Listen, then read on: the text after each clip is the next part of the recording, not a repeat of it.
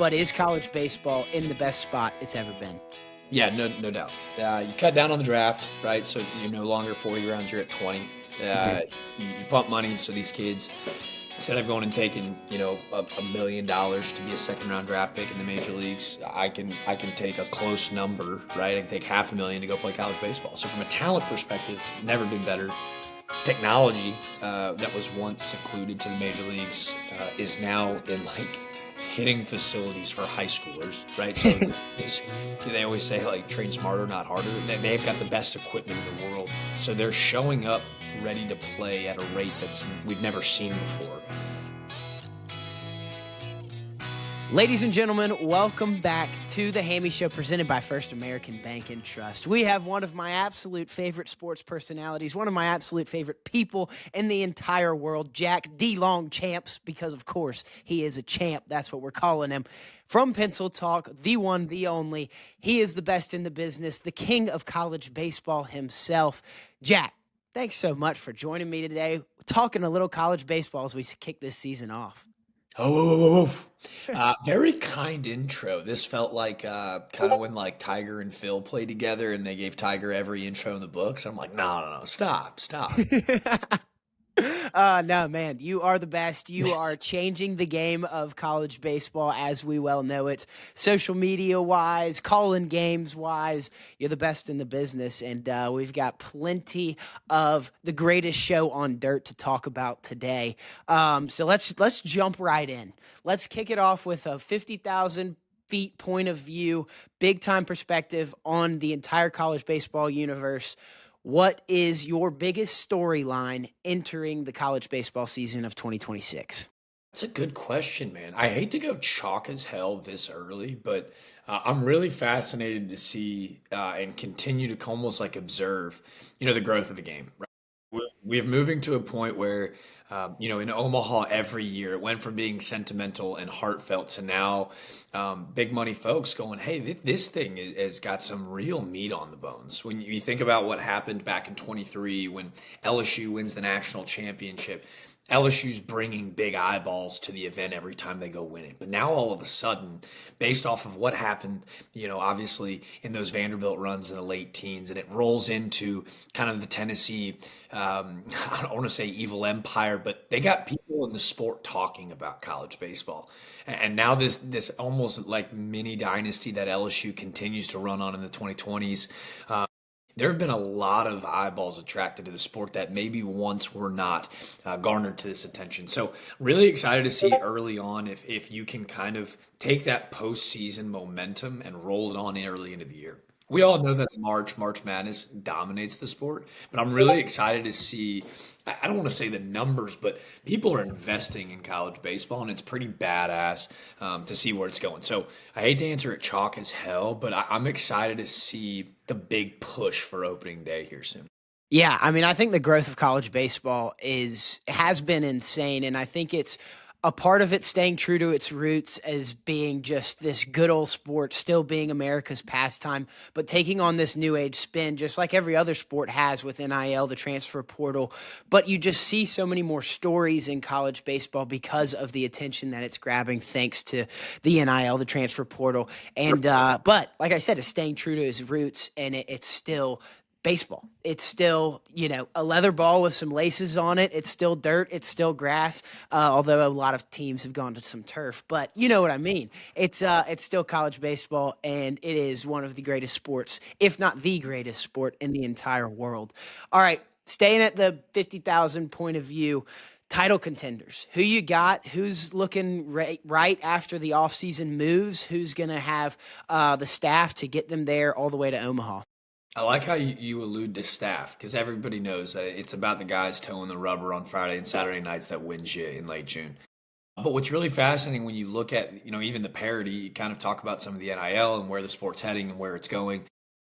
Man, at the end of the day, it's whoever toes the rubber and can shove it up your tailpipe, you're going to have a really good chance to win every night, right? So you think about the College World Series 2 years ago, it was 4 SEC teams, 4 ACC teams. Last year, for the first time in the history of Omaha, 8 teams that were not there the year before We've got a couple mid-major groups. You got your Murray State, your Miracle Run. So when you ask me, hey, who do you like in 26? I think the cool part about the sports is like, who the hell knows? You go take a look at what Vegas says, and those guys, there's a reason that those chandeliers are so big. They've kind of hit the nail on the head. I love what LSU did in the portal. I mean, you lose your 1-2 punch in Kate Anderson and Anthony Ianson, but Hammy, the monsters they brought back in that offense are just silly. Like it's an all-star lineup. So there's a reason that they're the betting favorites, even though they lost 80% production from a year ago. UCLA, the preseason #1 team in the country, they return 84% of their production. So the exact opposite reason of why you might like them. And they've got probably the foregone #1 pick in Rock Chalowski. But then some other really fun teams. We're not pandering because they're in your back pocket, and I love them dearly. But the Georgia Bulldogs, there is a reason that people are talking about. #1 portal class in the country. They go get monsters from the east to the west coast. Offensively, they're back and maybe better than ever. But on the mound, dude, they have got some firepower that I'm really excited to watch. Climb the hill and maybe keep those trees starving for opposing dugouts. So yeah, Georgia, a lot to be excited about. Texas will be really, really good. But when you think about, some of the, kind of teams that you're not talking about in the SEC, I love an Alabama-Auburn mix. I think both of those teams are as good as they've ever been. And then you kind of pair that with the Georgia Techs, the North Carolinas of the world, Florida States. There's some really interesting pieces in the ACC as they look to kind of shake things up and kind of dispel, this run the SEC's been on for the last decade. I think I know what your answer is going to be here because you just sort of alluded to it. But is it wide open? Is it top heavy? What's going to happen? Is it going to be the household names, or is somebody going to come out of nowhere this season? It's I don't know. I think, the SEC's just had a stranglehold on this thing, but Alabama and Auburn going and winning it would be a bit of a surprise, right? Even though they're coming out of the SEC, two teams that haven't done it in a while. Obviously, Auburn has been in the last half decade, but I wouldn't be surprised. North Carolina, a team that's never won the College World Series. I have been slandered across the college baseball social media community for calling them a blue blood, but I think you can not win one and still be a household name. I think Georgia Tech, offensively, they got 2 or 3 guys that could go win the Golden Spikes. I think that would be a team that semi comes out of nowhere, even though they're a preseason favorite. So, yeah, if you're asking LSU versus the field, right? If it's Tiger versus the field like the early 2000s, I'll take the field just because baseball is so bonkers. But, man, that's the beautiful part of this sport. Like, who the hell knows? Coastal Carolina, mid-major school, is a few pitches here or there from winning the whole damn thing last year. So that's another school that could be right back into the mix with the #1 pitching recruit in the country on the mound. So I'll take the field. I love the underdog. I'm kind of crazy that way. Give me all the plus money. Of course. I love it. No, I think it's super interesting because, like you said, college baseball is wide open every year. I think there's so much parity in the sport that you can't just take LSU over the field. I think you have to take the field. I think there's some dark horses that can make some serious runs this year. So this leads me to the conference debate. SEC versus the rest of the conferences. Talk about the field versus one major big-time competitor. The SEC, will there be a gap closed between the SEC, the ACC, Big 10, Big 12, or is the SEC still going to control the field? It's so hard because it's very cannibalistic. Like it feels like the SEC has become like double A baseball over the last half decade. Like everybody throws 94, 95 with nasty stuff. So, but to your point, the discrepancy is far smaller. Like, you look at the top end of the Big Ten and the ACC and the Big 12. Hell, even the Sun Belt got 2 hosts last year. Southern Miss those hosted regionals last year. So I think the conversation is unanimous in the fact that, the SEC is just playing a different sport at times, but anybody can get anybody on any given day, right? An Ole Miss team that made a hell of a run in the SEC tournament last year, they get bounced by Murray State, and Georgia Tech gives them everything they can handle. Vanderbilt, the #1 overall seed, can't get out of their own regional, right? So Yeah, I think the gap is as small as ever. I think that was evident in our Omaha 8 last year. But in the same breath, there's a reason that the national championship streak is prevalent in the SEC. Like it's just a different beast, man. Yeah, it is a different breed. I mean, year in, year out, you've got your LSUs, your Ole Misses, your Mississippi States, your Arkansas, and I don't think it's going to be much different. I think the SEC could still control half of Omaha, but it just feels like a team like UCLA, teams like Oregon State, TCU, these teams that are creeping into the top 10 preseason have a chance to really disrupt this SEC dominance. But let's stay in the SEC. Give me a top three who your strongest contenders are to withstand the just brutality of what Omaha is. Yeah, man, top three teams that can make a run. I mean, Arkansas. You think about like the heartbreak that they experienced last year, falling at the hands of LSU right before the finish line. They lose a ton.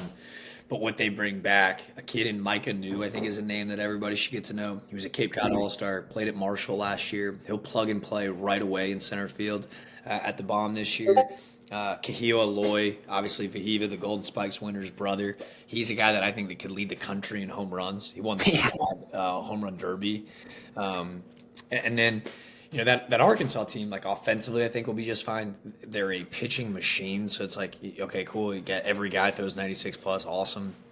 They're for sure a contender. LSU, we've already kind of talked about a lot. They return, I think, one of the most underrated players in the country in Monster Milam, Stephen Milam. A kid that is just like smooth as butter, will hit in the top of that lineup. But then the pieces that they bring around him, Zach York, Grand Canyon transfer that hits just donkey bombs. Caraway, Oregon State transfer that played third base. Braden Simpson was the highest WAR player in the country. So yeah, LSU is LSU, right? Texas is going to be really good in the second year of Jim Schlossnagle. A couple big time pieces. I just think that your Georgia Bulldogs, though, I'll round it out with those guys. I think, Wes Johnson has demanded more. And Georgia boosters and Georgia athletic department has said, say less, all in. The renovations to Foley, how quickly that happened, like that doesn't happen in college baseball a decade ago. He did it Yeah. in months, right? So I think what you have seen with the play on the field has matched the energy that he has brought. And this feels like the year. I think they learned a ton in that regional loss. I think so. Sat next to each other. I got to experience the hill for the first time. The twist of the knife. It was just such good baseball. I think they learned a ton about each, like kind of like learning to win in those moments. Like I think it's important when you think about, when teams make these big runs. Like think about when Tennessee had that monster team with 8 future big leaguers. It's the greatest regular season record maybe of all time, and then they lose to Notre Dame, right? Like that was arguably the biggest upset in the history of the sport. Maybe that was Georgia's moment last year. Can they learn from that? It's a brand new squad, but can the returners, guys like Colby Branch, Trey Phelps, go, hey, this is how we take care of business around here. We've got a little bit of vengeance to pay. So, I think there's a whole lot of bark about in Athens this spring.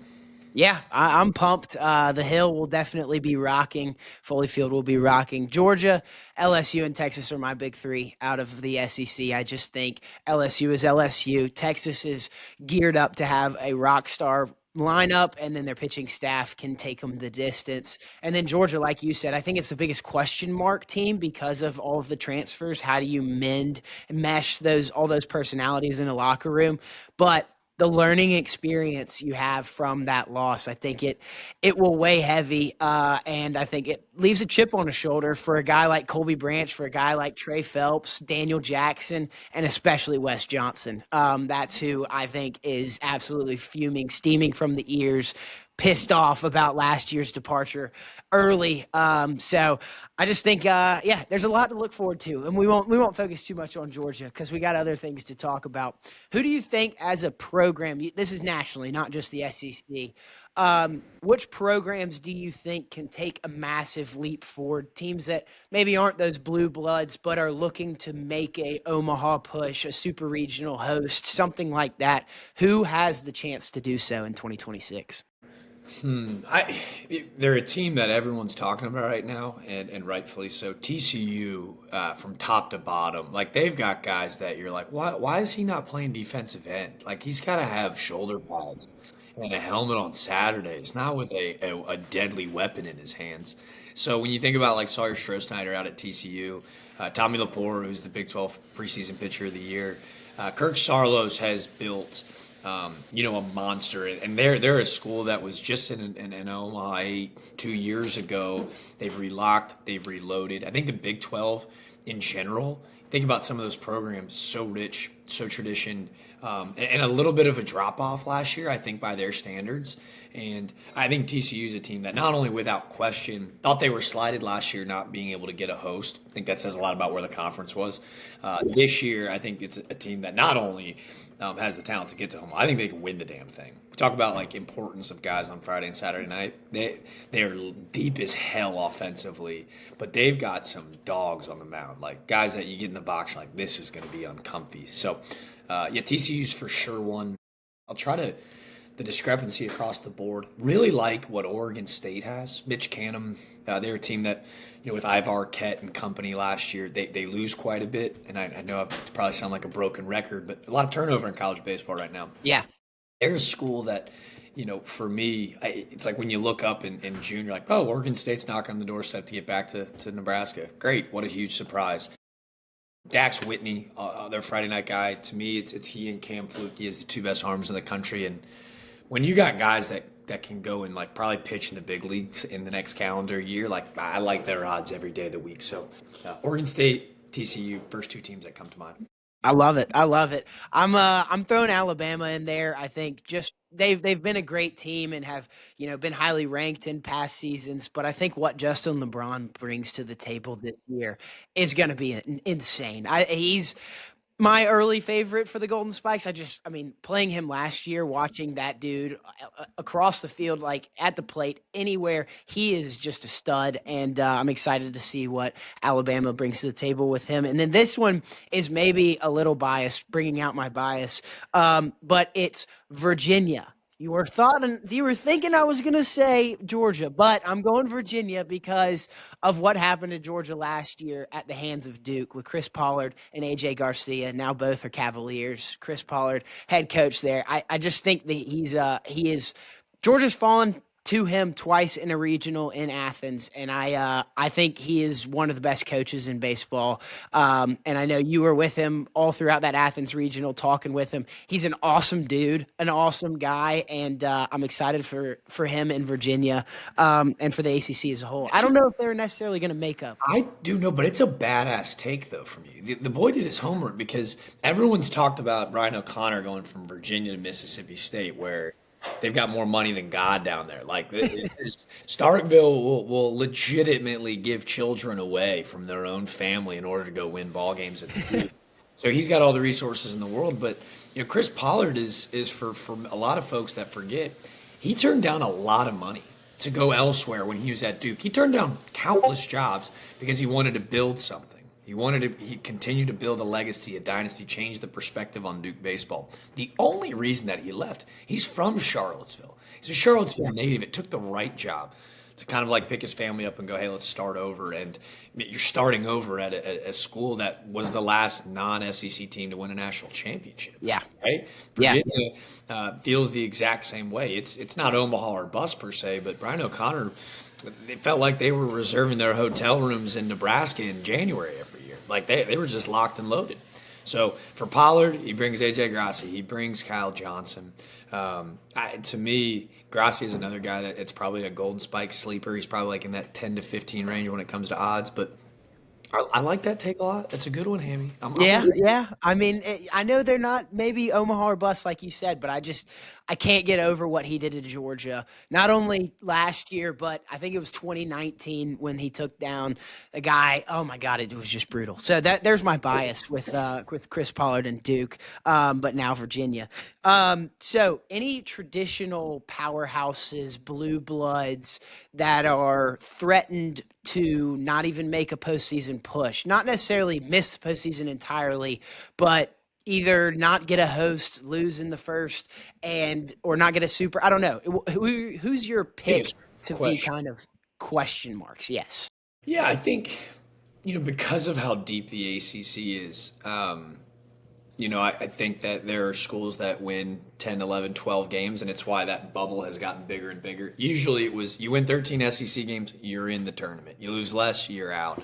Now it feels like the bubble just keeps getting bigger because you're looking at teams 15, 20 games over 500 with an RPI inside the top 30, and you're like, that they're 11th in the SEC? Goodness gracious. So you think about like a South Carolina team who wins back-to-back national championships in 11 and 12, like it's not really – it's a very chalk pick on my end. Like it didn't go great last year. Right. Like they would admit that. So now the question mark is like, what happens in year 2? How do you respond? So excited to see what happens at Founders. I'm from the Palmetto State. Like I fell in love with college baseball for this program. So it's one of those schools that when they're good, it's good for the sport. And then some other question mark teams, like there have been programs that are just knocking on the doorstep. Like how can they get to that next step? We saw one of them. I got an eye on Oklahoma State. Some turnover in that coaching staff. Josh Holiday is a freaking beast. Yes. He's going to have Colin Ritchie back, who we, at the hands of your Bulldogs, unfortunately, probably has the best 5 minutes on a baseball field in the history of the sport. Game-tying homer, robs a homer, and then hits a walk-off homer, and you're like, what the hell just happened? Yeah. Flipped on a switch. He's got that guy back, so he's quite literally good enough to go win games by himself. Can Oklahoma State make that next step? I've got a question mark on them. You look at other programs, like I think Clemson and Eric Backage. If you were to start a college baseball program from scratch, there's not many coaches in the country that you take over Eric Backage. He's trying to get that team to Omaha. Like he is on a mission. So there's a big question mark there. Love what they have pitching, Aiden Canuck and Drew Titsworth. So yeah, there's some question mark teams. Not so much for me on like, hey, who do I see taking a step back? But it's more so, well, they're there every year. Can they make the right move and find a way to win in June? That's like the biggest question mark for me. Yeah, no, I totally agree. That's kind of where I'm leaning with this answer for me is it's Vanderbilt. Like I just think because of last season, their early exit, crazy, obviously. You can take it like we were talking about and hyping up Georgia to be, take it as a learning experience. But Vanderbilt comes in this year ranked not near as high as they have been in recent years as a blue blood. So something is, I don't know if something's off or whatever, but I might be just reading into rankings too much. I don't know. I just think what happened last year was brutal for the Commodores, for the boys.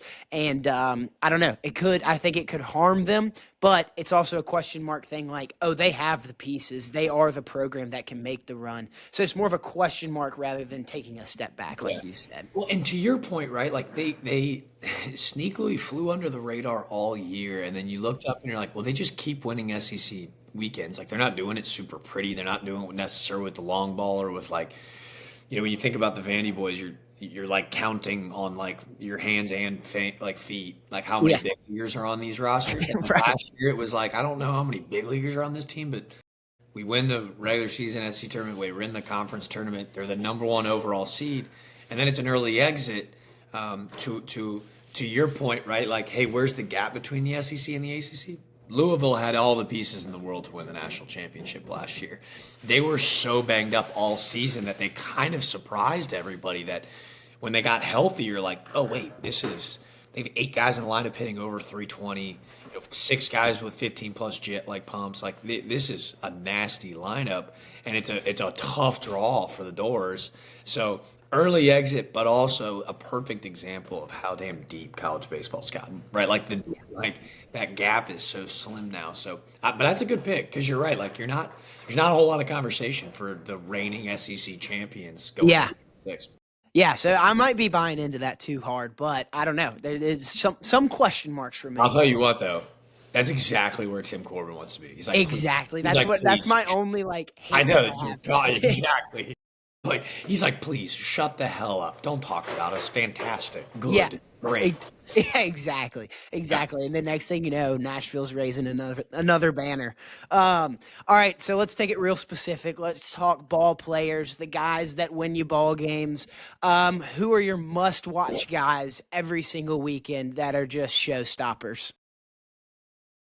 And I'll run you through like if you were to type in Golden Spikes Award watch list, if you were gonna hypothetically invest in that, for your audience who's not like super dialed in and crazy nerdy like me, Rock Chalowski's maybe the most polished prospect that we've seen since Dansby Swanson at the shortstop position. Like this is bona fide big leaguer, bona fide all star, the UCLA shortstop who made the run last year, first team All American. He's got everything you got. Like you just watch him field a ground ball, you go, "Oh, that's different," right? Like that was. Cool. But then to your point, you look at the guy that's kind of like nipping at his heels a little bit. Justin LeBron, the long, wiry, do-it-all dude. He does stuff on a baseball field that you've never seen before. It's like the high reward. This kid is hitting like backside homers at like 113 exit velo, 98 across the infield, and he put on 15 pounds this offseason. So, to your point at Alabama, like that's a guy that could carry him to the World Series. Nevertheless, it's probably the deepest roster that they've ever had. So, you look at those guys. You look at Drew Burress at Georgia Tech, best chain game in the country. He's rocking 3 at all times, and it's usually because he's hitting like round trippers every time he's in the box. He's got a Georgia Tech team, looking at an Omaha berth. Daniel Cuvée at Miami, big third baseman. If I'm doing a home run derby, I'm probably backing up the Brinks truck on the big fella down from Miami. And then my fifth and final. Well, we'll stay homer for our Georgia fans. I got 2 guys. All right. Colby Branch is the captain. He goes, the Bulldogs will follow. But if I were going to take some long wager shots here on the Dogs, give me Trey Phelps. This is a dude that can play multiple positions, that can hit all over the ball field. He's just got the it factor. But the household name in college baseball this year. He's a must-follow on social media. Give me Kenny Ishikawa as the name that all college baseball fans are going to go. Love it. 2-way star. He's going to throw gas, hit it far. This is a dude that I think Athens is going to have T-shirts, and the NIL merch stores are going to be backing up to make sure that they unload enough unis so everyone can rock that Ishikawa jersey this spring in Athens. I mean, it's a hell of a name. You got to keep an eye out for him. I've been juiced up about him. I'm the Georgia baseball nerd, of course. You got the national stage covered, but I've been like talking to my friends about him. I'm so juiced up about him. I was going to ask you breakout players. He's my breakout player of the year, but must-watch TV all season long around the country. Obviously, Rock is the guy. I mean, I think he's definitely the Golden Spikes favorite. He's going to be probably 1-1, and I don't think it's up for much debate. But I was looking through the All-America roster, the preseason All-American roster. Miles Bailey, watched his tape. He has probably the biggest bat in America. He's exciting out of Florida State. And then I had no idea who this kid was. Evan Dempsey, utility player out of FGCU. Watched a little bit of his stuff. Holy cow, he is awesome. He is cool as shit. He's got it going. I'm ready for him. So those are my 2 that maybe I had to throw in there. But Justin LeBron and Rock are my 2 guys that I think are and Drew. Probably Drew Burress those are your 3 for your Golden Spikes. Dude, you did the Dempsey dude at Florida Gulf Coast. I don't know how they kept him, like, which is such a thing to say out loud. But like, I'm so glad that they did, because when you get to see these guys like at a really elite level play both ways, I just, as a guy that really sucked at hitting and couldn't even imagine pitching, like it is amazing to me how fascinating these dudes are that can do both at such an elite level. So, yeah, Dempsey's a great pick. Man, Miles Bailey's a good one too. This is a cat. I might have to walk back my Cuvée pick. Miles Bailey is like, I mean, you're going to see him hit. He'll go 480, 490 this year. If he goes plus 500, I'll owe you around in Athens. He's got the ability to do it in Tallahassee. He's a freak. He's massive. He is a huge human being. I was looking at him and Cuvée, and I was like, those are the two biggest baseball players this year. Like, they are just built different. Yeah, and it's like totally different way too. Like, for both of those guys being such power hitters, not to nerd out, but like the whiff rate is actually pretty low. Like, he Yeah. doesn't swing and miss a ton for a guy that swings so aggressively hard. So fun picks. I'll put this one too. You guys saw him your last weekend in SEC play. Texas A&M, for the down year that they had last year, people forget that they had arguably two top 10 picks get hurt and play less than 20% of the season. Yeah. Aiden Sorrell and Gavin Grahovac. Grahovac, based on all reports you're seeing online, he's like back. He's healthy. He's making the move from third to first. The last time we saw this dude, he was playing in the College World Series as a freshman, and he was like 6'3", 240 as a freshman with like a full grown ass beard. I'm like 29 and I look like Patches O'Houlihan. This kid's like the most grown ass 19-year-old I've ever seen. So you get that cat back for a whole season. Those are two guys that were Golden Spikes favorites going into last year. Now you get them back healthy. I mean, that completely changes the face of that Aggie team too. So those would be two fun guys to watch as well. Yeah, no, there's some superstars in college baseball, which is definitely a product of the move of NIL and the transfer portal and just making money. You're getting these kids that are going straight to the league into college baseball. So it's fun that you have these superstars all across the country. All right, let's talk pitching. Who's your Friday night stars that are just going to own college baseball this year? Yeah, I think I mentioned him a little bit earlier. I'll actually see him opening weekend. Cam Fluke at Coastal Carolina. He was the Saturday guy last year at Coastal that played for a national championship. I mean, this is 6'4", 225, effortless, 97, 98 coming downhill at you. Him, Dax Whitney, just a freshman last year for that Beaver team. Those two guys like 1-1, 1A, 1B. Doesn't really matter. Shake them up in a hat. You're feeling really good about where you're at.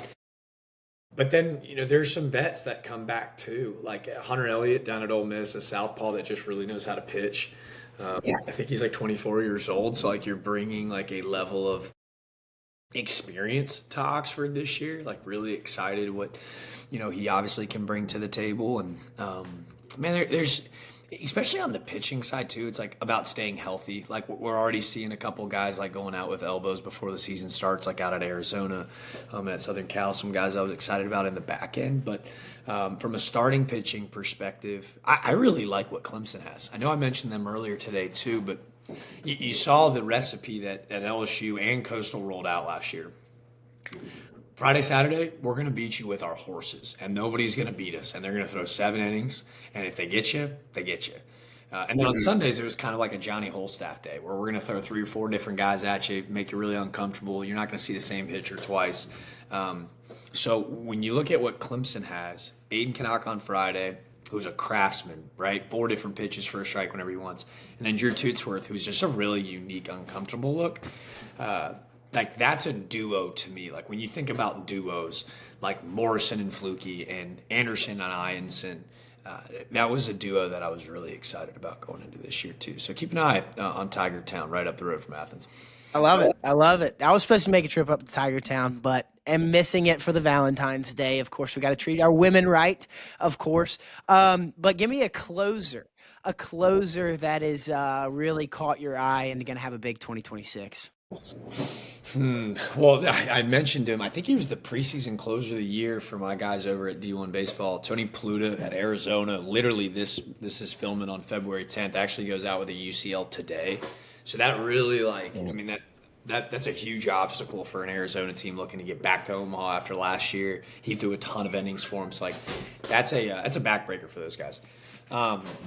I also like, Coastal's going to throw a couple different guys in the back end, but Dominic Carbone made a massive step last year. He was kind of their lefty specialist, Carbone, and I think he could take on some more high leverage situations.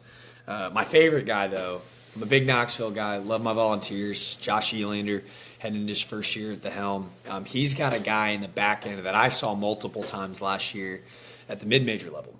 East Tennessee State transfer Brady Frederick throws like 86, 87 miles per hour, and he legitimately throws it from the land down under. It's not submarine, wouldn't even do it justice. Like he is tickling the dirt when he releases this baseball, and it's coming in at 86, 87. Like this, and he was a guy last year that threw more innings than some of their starters. So he might close for him, but he could also go like eight out like save. It's a very very unique arm in the back end. And, if Tennessee's going to get back to kind of like making super regional Omaha runs, picking up right where they left off, he's going to be a massive piece of that puzzle. Yeah, no, the closers. I didn't know that about the Arizona guy, but the guy that I've had my eye on, and it pains me to say it, but is Mason Patel out of Georgia Tech. He's been a stud, and I haven't seen a lot from Georgia Tech's starting room. Like they don't seem like they have a super deep staff starting wise. Obviously, you have Drew Burress that can single handedly get you to Omaha. I would hate to see that because they're most likely in an Athens regional or we're in an Atlanta regional. But Mason Patel as a closer, he can be that guy that provides you the extra heat in the end of games to get you on a major run, especially in the postseason. So I've got my eye on him for sure. What's up, everybody? Just wanted to give you a quick reminder to hit that subscribe button on the Hammy Show. We really appreciate all of the support and all of the following that we are gaining constantly. But if you keep doing that, we can keep bringing you this constant coverage. All of the ham-powered antics, the lovable chaos, the wild moments in this crazy world of sports, it's right here on the Hammy Show. And if you hit that button, you won't miss an episode. Now, let's get back to the show. All right, breakout player. I said Volchko. Who's your breakout player of the year? Volchko's a good one. I guess I jumped the gun a bit on Ishikawa, but I feel like it's not like that great of a kept secret at this point. I think a lot of people share that feeling as I do. Breakout player.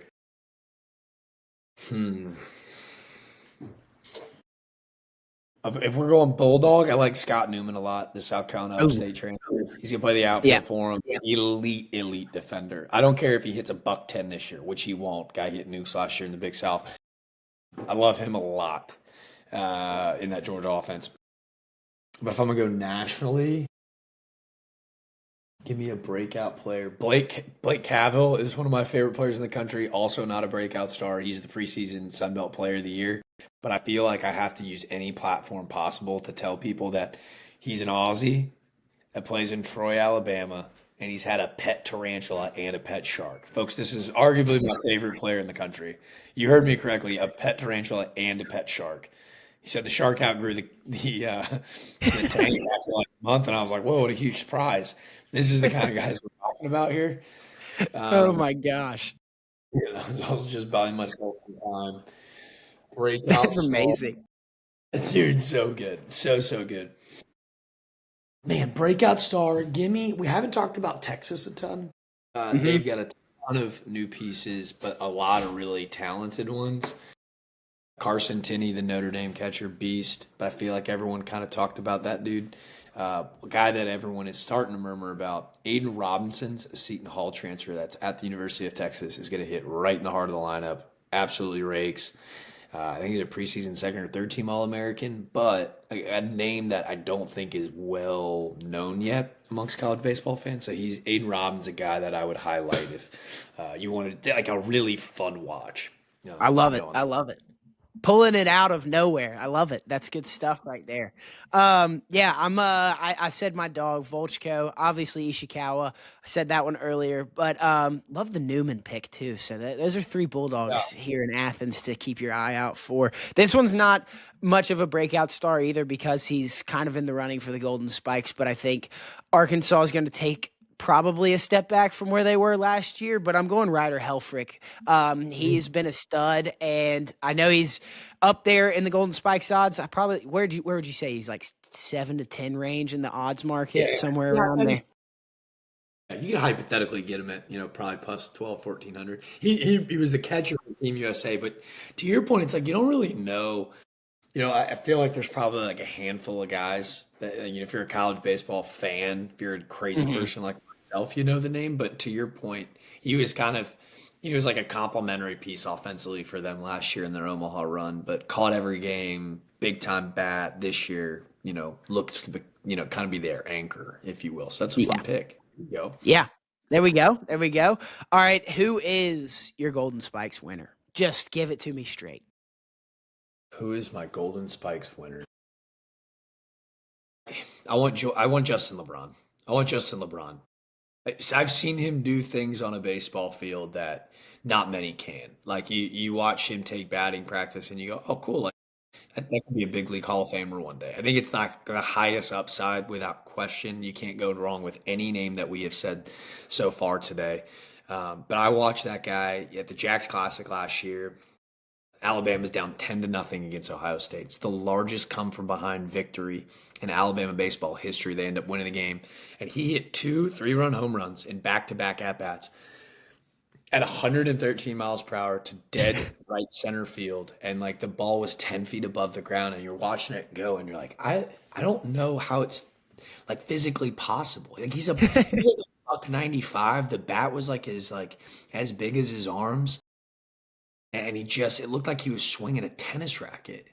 Now that guy just put on 15 pounds. He looks like he could play receiver at Alabama. I'm like terrified for infielders in the SEC if he gets a hold of baseball. So I'll take. Yeah, the guys on the hot corner in the SEC are going to have some trouble with Justin LeBron. He's my pick as well. I'd said Rock, LeBron, and Drew Burress are your probably three finalists. And I love what Justin LeBron has done. I think Alabama's going to be pretty stout this year, which pains me to say as well. An SEC rival in football, of course, but not near as much in baseball. All right, let's go back to the 50,000 feet point of view. What wins in Omaha? What gets you to June baseball? Is it the small ball or is it power? What has the trend of college baseball gone toward as of recent? Yeah, I don't want to say neither, but it's just really good pitching, right? So like really good pitching will eliminate small ball. Really good pitching will eliminate the deep fly. A lot of jokes have been made about like Charles Schwab being like massive and not a lot of home runs being hit there. Well, these guys are all gigantic now. So like we're pumping balls out of the yard. It doesn't matter if you're on the moon. Like it don't matter. So like I think if you look at LSU and Coastal Carolina, like it kind of answers your question where Coastal was a lot of small ball, not a ton of homers, move base runners, execute with less than two. Whereas LSU offensively, like had no problem leaving the yard at free will with Big Bear Juniors and company. But at the end of the day, to me, it's about the guys that toe the rubber. So each of them had the best 1-2 punch in the country, not even close on Friday and Saturday. And watching those guys go at each other was just terrifying. So and then even, you think about what Murray State did getting to Omaha last year. Timely hitting, a little bit of both. But at the end of the day, it's asking guys to do something that they've never done on the mound before, which is extend, go find outs when, they hadn't provided them all year. So to get to Omaha, to answer your question, I got to go find go find some other truckers on the mound. I got to go find some Guatemala. Yeah, no, I mean, it is pitching is king, and it will always be once you get into those just day after day ball games. That staff, and that's what I think hurt Georgia last year. I mean, and it's funny to say that, and I think everybody knows it now. Wes is obviously a pitching guy, and he just didn't have it last year. We were in the past 2 years, we've been just a tank hitting roster, but when you don't have the pitching staff, you can't make it deep into the postseason. You can't really make it to Omaha. All right, so transfer portal NIL questions real quick. Transfer portal, how do you think it has affected college baseball as a whole? You look at other sports and the small schools are really struggling, but just like kind of basketball with these Cinderella runs and March Madness, in college baseball, you've got these mid-major schools like a Coastal Carolina, like a Murray State, that are making these postseason runs. So has the transfer portal really taken its toll on college baseball like it has in, say, other college sports? Yeah, obviously you and I big football fans, like bigger, stronger, faster. At the end of the day, like if you can't compete at that level, all the scheme in the world won't matter. Basketball, similar song and dance. We can still find, the really fun stories of the kid that lights it up. But to your point, last year we were chalk as hell with all 4 1 seeds in the Final Four. Baseball, it has followed the same trend, right? Like young dudes are going and playing really good baseball at the lower mid-major, lower Division I level. They put in a good year and then they're gone, right? And you're like, oh man, like that's not the college baseball that I grew to know and love. But guess what? It didn't matter because at the end of the day, in May and June, if that mid-major's got a guy on the mound that's just a little bit better than yours that day, that's all that matters is just that day. They can make a run. So it has definitely affected it. But what I think college baseball has done, and just because there's talent across the board, it has reacted very quickly. These mid-major programs that understand that, hey, I have to be proactive in recruiting the type of kid and then also the next. So, okay, cool. Like I understand, and maybe it's almost like even a marketing pitch to a high school, junior college player that's come play really, really well here and look at the money that we've helped make guys to the next spot, right? Oh, and by the way, stay. Coastal Yeah. Carolina, Cam Flukie, right? Cam Flukie wants to wear that uniform until he graduates and plays pro ball. So there are a ton of stories of which feels a little bit more rare on the football basketball side, where you're seeing loyalty over money because hey, I'm looking at the bigger picture here. I know that I can go make my bag in the big league level because I believe in not only me but the place I am and the place that developed me. So there does feel like a little bit more loyalty embedded in college baseball. So it's changed a lot, right? Like in the same breath, like Murray State's two-hole Dom Deckers at Ole Miss this year. Who did Murray State beat in the regional? Ole Miss. And Yeah. they're yeah, I mean, ain't gonna look good in powder blue next year, huh, babe? So Yeah. uh, it's the same, same conversation, that you're having in other sports. I guess just the difference is at the end of the day, it's still ball over the plate, and it's the hardest thing to do across any sport on the planet, in my opinion. So anybody can get anybody. Yeah, 100%. All right, who benefited the most from the portal with offseason moves? I, do we go back to the well here? I mean, again, not Yeah. pandering, but per 643 charts, the awesome group of folks that I work with, based off of WAR, right? Like I'm not a rankings leaderboards guy. I'm a big Kool-Aid drinker. Like I see one guy hit a home run, I'm like, that's the best player in the world. Like I Yeah. truthfully. But with a level of objectivity, 643 bases this all about wins above replacement, just like you do at the big league level. So a lot of their transfer portal stuff that filtered out this year, like you just kept seeing yours truly, you're right there at the top. And what the Georgia Bulldogs did is not only did they just go and add depth in every corner and position group, man, they went and got guys that can contribute right away. And I think they went and got their kind of guys, which is really important too. Like, you saw there's a little bit of edge in that regional last year. I think they still want that. I just think they want to reel it in just a wee bit. But it's a lot like what we saw Tony Vitello talk about at Tennessee. He's like, I'd rather reel back that energy than feel like I have to push them forward and feel like they're shorting themselves and their family because they're insanely talented. I want to see all that energy and emotion pour out. I think that's what Wes went and recruited. So obviously they were number one in our 643 transfer portal war leaderboard, not because of just power and numbers, but the quality of dudes. So yeah, I like your Volchko pick a lot. I like my guy Scott Newman. There's gonna be some thump. There's gonna be some firepower. There seems to be quite a bit of personality already. So yeah, those trees are hungry. They're ready to be fed, friends. Come on, baby. I may have or may have not thrown that question in there just because I knew you'd give a little love to the red and black. But I mean, to your point, I think it's so true.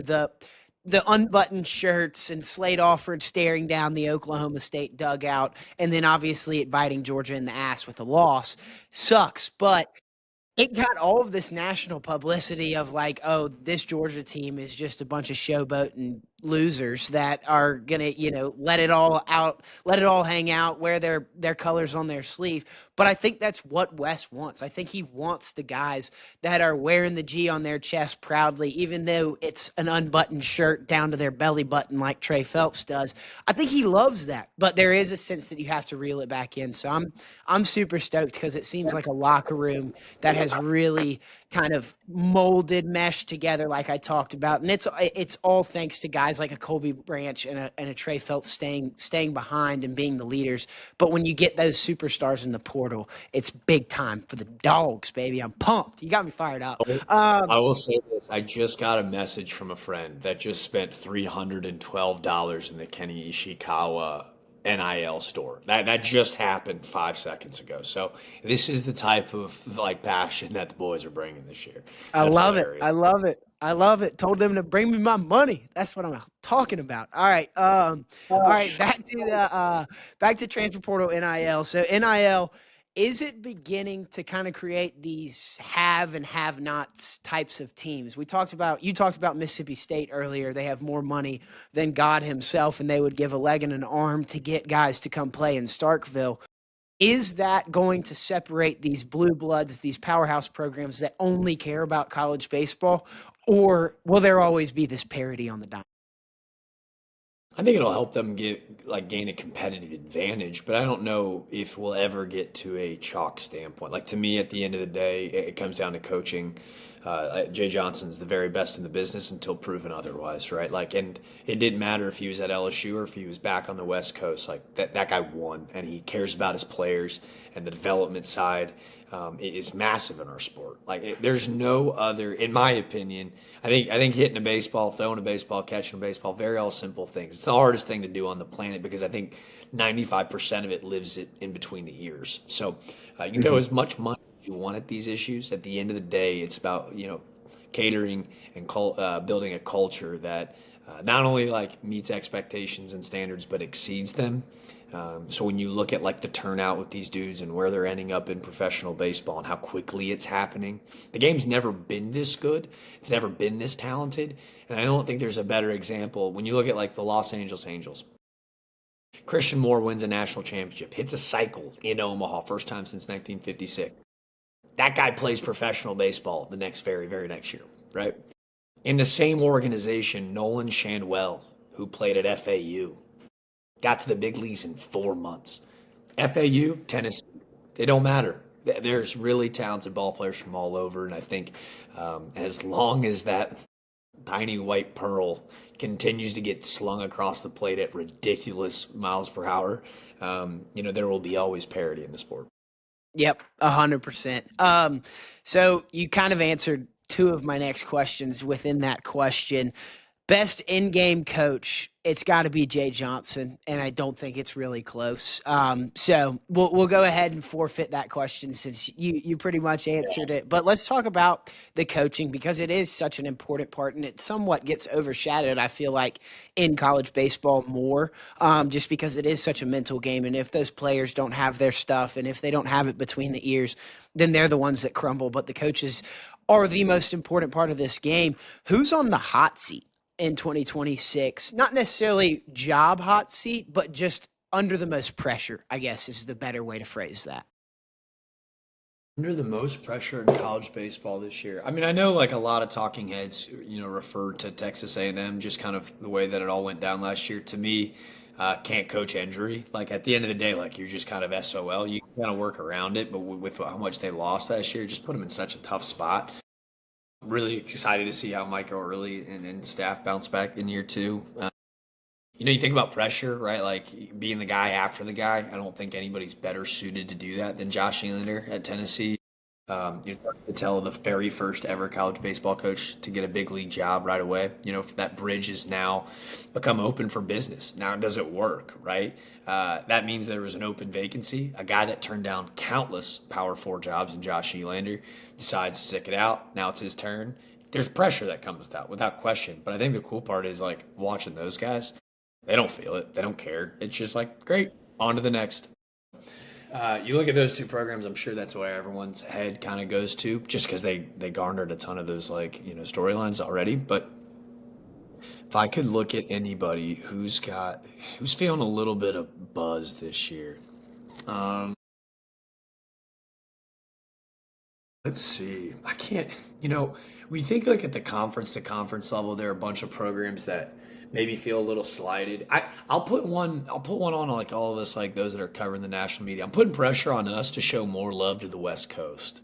Yeah. It feels like some of these schools, like the Long Beach and the Fullertons and the Pepperdines and the Irvines and the Santa Barbara, we've seen a lot of those teams make run of late. But because, again, it's in our backyard, we're covering these Southeastern folks that are just dominating. It doesn't mean that those guys aren't doing some serious damage out west. So there's a lot of programs doing a lot of really badass stuff. And I got to do a better job of covering it because it feels like, what they're building towards is like kind of like sneakily, like right under the radar, like good, right where you want us to be. Yeah. We saw that Florida State team go out to Oregon State last year and not get dismantled, but it's like, man, I thought this was going in a totally different direction. And I expect like an Irvine or a Santa Barbara to get over the hump and get into Omaha this year. And I think they might feel that pressure as well as we should too, to want to show them more love. I think that they're hungry for that love and they probably put a lot of pressure on themselves. So I gotta give some credit to those mid-major West Coast squads. Love it. I love it. Let's spread the love. Maybe you let me know when you want to take a West Coast trip and I'll fly out there with you. We'll make it happen. Yeah. It'd be awesome. We'll rent a van. We'll like go from top to bottom. We'll just start in Washington and crush all the way down to the coast. It'd be awesome. Yes, 100%. I'm in. Boom. I don't snore, so we could stay in the van. I'm good. It'd be awesome. All right. Let's back to the 50,000 feet point of view. Okay. College baseball, like you and me, we love it. We live and breathe it. It's amazing. It's the greatest parody. It's the best sport. I love it so much. Is it the best it's ever been? You kind of alluded to it, but is college baseball in the best spot it's ever been? Yeah, no doubt. You cut down on the draft, right? So you're no longer 40 rounds, you're at 20. You pump money so these kids, instead of going and taking, $1 million to be a second round draft pick in the major leagues, I can take a close number, right? I can take $500,000 to go play college baseball. So from a talent perspective, never been better. Technology that was once secluded to the major leagues is now in like hitting facilities for high schoolers, right? So they always say like train smarter, not harder. They've got the best equipment in the world. So they're showing up ready to play at a rate we've never seen before. If you're sitting there watching at home going, when did these freshmen start to look like grown-ass men? It's because they are.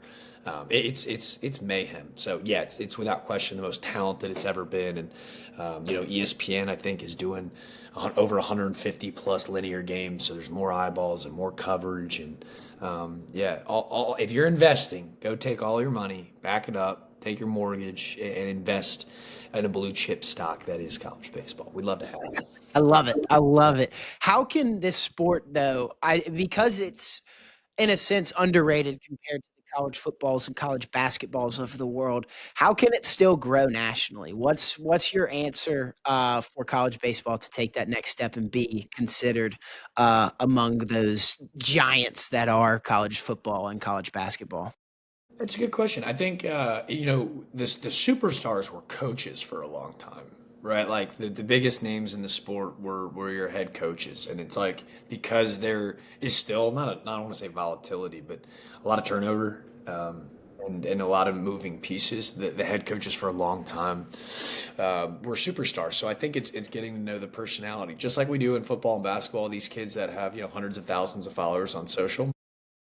You're seeing that trending in the college baseball world, these guys that do a great job of promoting themselves, but it's understanding the personalities because these dudes are all absolutely bonkers, right? But it should be more relatable because even the best players in the country, the guys that we've talked about tonight, some of them aren't even on full scholarship. Think about it, right? Yeah. Like the kid that is the fourth string tight end that won't play all season is on a full ride, is getting his books taken care of, is getting his meals taken care of, and he's getting some NIL. So I'm not saying boo-hoo on college baseball. These superstars are making money, don't worry.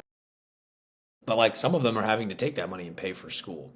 The rest of them, there will be guys that you fall in love with on a run to Omaha that are, taking out student loans and they're not making NIL money and they're making these incredible runs to the College World Series.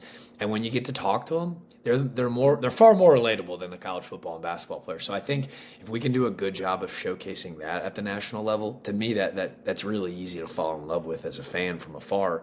Or even if I don't even like baseball, I think it's boring, I think it's long. I can get on board for a story like that. I know that's why you're the best in the business. You're the greatest storyteller, and you have done that well for college baseball as a whole. Okay, I'm going to close this out with 2 more questions, and we can partner them together because I know you're a busy man. But give me your 8 teams. Give me your Omaha 8. My Omaha 8. Can you officially announce this, or do we have something I don't special coming on the social media? No, but no, here's the best part. I usually don't make predictions. I'll make like 7 different picks. So I'll just cast a really wide ass net, and then they'll be like, "Oh, you pandered on your picks," and you're like, "I have no idea what you're talking about. Look, I got them all right." Um, all right, off the top of my head, LSU, Georgia, Alabama, Texas, and then I'll go Georgia Tech, Clemson, Irvine, Oregon State. I'm sure I pissed somebody off, but that feels good. No, UCLA. That's the one you pissed off. Yeah, shit. Yeah, I definitely pissed them off. Yeah, it's all right. Irvine's going to get him in the Super. Love it. I love it. That's a great one. See, that's what scares me about the Tech. Like, I think Georgia Tech is so legit, and I would like, and there's probably a world where we line up, but I don't know. I mean, there's so many Southeastern teams that you can kind of just pick your poison on where you want to No, be. I try to be. Tough I really like TCU. I didn't get one Big 12 team in there. That's probably short-sighted. Yeah, I missed a lot, but no, don't think, just throw. Yeah, there we go. I wrote down a few. I'm going UCLA. Tech and Georgia got to be national seeds. That's the only way that we get them both to Omaha. Right. They have to be both top Right, they 8. both have to be national seeds. Yeah. So I'm going UCLA, LSU, Georgia, Oregon State, Coastal is coming back. Oh, Texas, they're gonna be mad. You didn't get one Sunbelt team. TCU. I think TCU's in. Yeah. And this is my, I guess, sleeper pick is Florida State, just because of Miles Bailey and him hitting dingers. They're so good. It's a good pick too. All right. All right, so I guess I have 3 more questions when I first said I had 2. But what national championship would you love to see? Like, what's the matchup that would just feed families? Georgia Tech would be pretty sweet. Let's get them on both sides. Let's get them on both sides. These guys play in their back pocket. Let's go play in the middle of the country. National championship with feed families. I will say we are getting Texas at Texas A&M this year. Returns home. He's going to need a SWAT truck to escort him in. Something like that would always be fun. Those rivalries are always great. Dude, an LSU Coastal, now you got them both in your Omaha 8. That'd be hilarious to get them back. Coastal chomping at the bit. A dream national championship rematch. Intriguing. Let's go. Let's run it back. Why don't we do Oregon State, Arkansas? Ooh. State, Arkansas. Let's run it back. I want the rematch from 18. A little bit of a get back game. Dave Van Horn's got to win a national championship. Arkansas faithful. No. Getting to do Fayetteville for the first time. That was one of the gnarliest atmospheres I've ever been a part of. So I feel for those fans. I would love to see them get another shot at Oregon State. So yeah, Oregon State, Arkansas. Final answer. They might have to be the most heartbroken fan base in the history of college sports. I mean, what happened to them in the College World Series, what happened to them in basketball last year, just knife to the heart after knife to the heart. They had like 9 knives in their chest by the end of sports seasons in Arkansas. All right, my dream matchup, it's Georgia LSU. If it could happen, that would be, I mean, obviously Georgia, but Wes against his former team in LSU, I think it could be elite TV right there. And then finally, this is your last question, I promise. We've gone over an hour, but your national champion pick. I'll take the Georgia Bulldogs. I'm going to pander hard as shit. I'm going to go running. Coach, this is just 3 yards in a pile of dust. I'm just running the football on the Hammy Show. Yeah. Give me the dogs. I love it. Feed them trees, baby. Who's that coming down the Omaha way? Ooh, I like it. Yeah, I'm too superstitious to pick my dogs. Take Georgia Tech. Take Georgia Tech.